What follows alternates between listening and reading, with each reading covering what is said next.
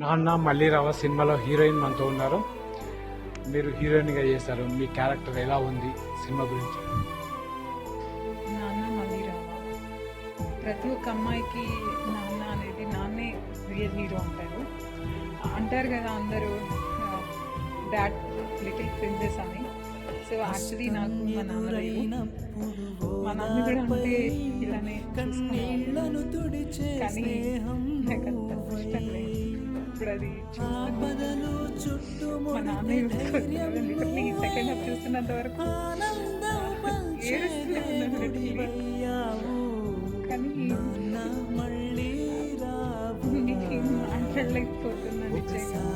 నాకు అవకాశం రావడానికి, నాకు ఇంత మంచి అవకాశం ఇచ్చినందుకు డైరెక్టర్ గారికి, ప్రొడ్యూసర్స్ గారికి, అందరికీ చాలా చాలా చాలా థ్యాంక్స్. అండ్ డిఓపి గారికి అండ్ నా కో ఆర్టిస్ట్ రవి గారికి, అంటే నాకు మంచిగా బాగా సపోర్ట్ చేశారు. నిజంగా చాలా చాలా థ్యాంక్స్. ఫస్ట్ మూవీ లేదు, నేను ఇంతకుముందు కన్నడలో 3 మూవీస్ చేశాను అండ్ తెలుగులో కూడా నేను 4-5 మూవీస్ చేశాను. అవి రిలీజ్ కూడా అయ్యాయి. ఇప్పుడు నెక్స్ట్ ఇంకొక 3 మూవీస్ రిలీజ్కి ఉన్నాయి. సో ఆడియన్స్ అందరూ తప్పకుండా రివ్యూస్ని